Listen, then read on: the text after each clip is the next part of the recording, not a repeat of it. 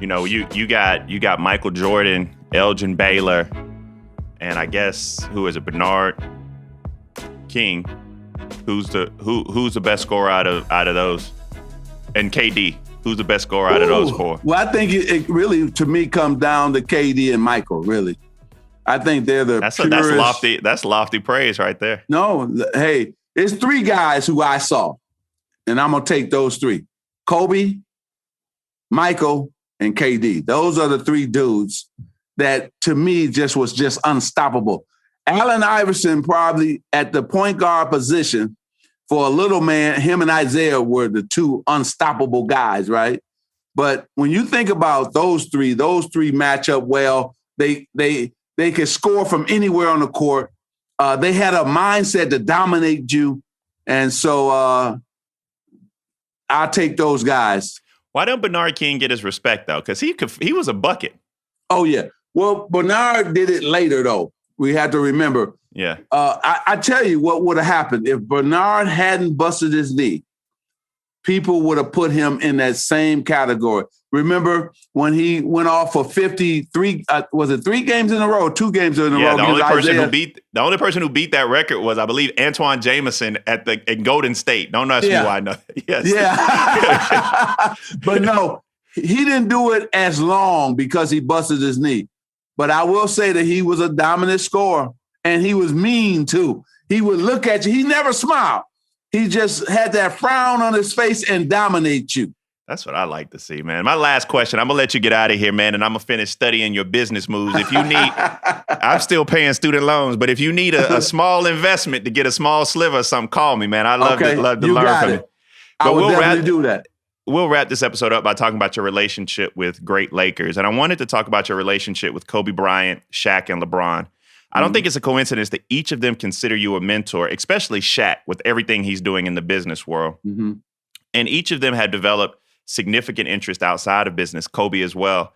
If you could talk about your role as mentor to the Lakers that joined the organization, and what is it about the Lakers organization that's such a magnet for generational talent? I mean, is it the city of LA?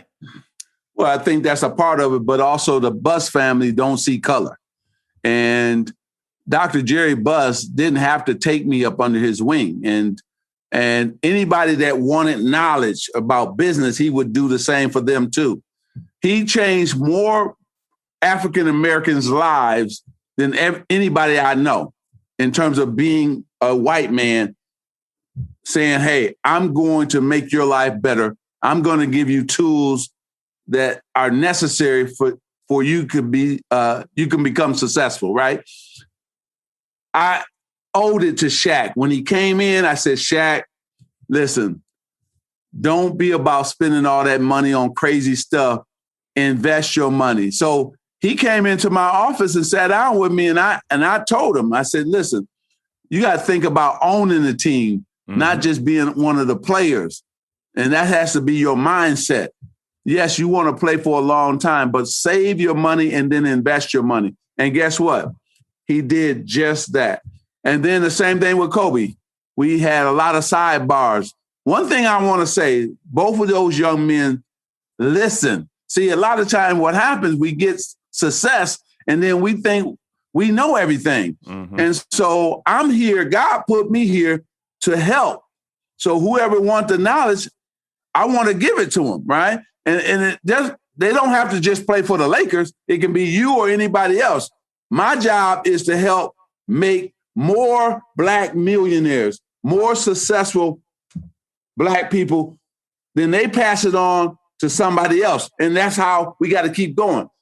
So I was able to talk to both of them and LeBron too. Sat down with Rich Paul, sat down with Maverick, sat down with LeBron when I first recruited him when I was president of the Lakers and said, hey, your brand is going to explode. You can take over this town, but you got to have a plan and a strategy. And sure enough, that's what he was able to do. Take over Los Angeles, and you got to give all three of them credit because they sat down, they listened, and they were paying it forward too, and passing on the advice to other young players. And so it's going to be great. Sad to see my brother Kobe die and pass away because Bakari, he was ready to take over the world. Man, the guy was in position to do some great things, and especially in women's sports and the things that he cared about, homelessness, all those type of things. And it still hurts, especially out here in LA. We still think about him. We want to keep his legacy going, and we pray for his wife and his daughters as well.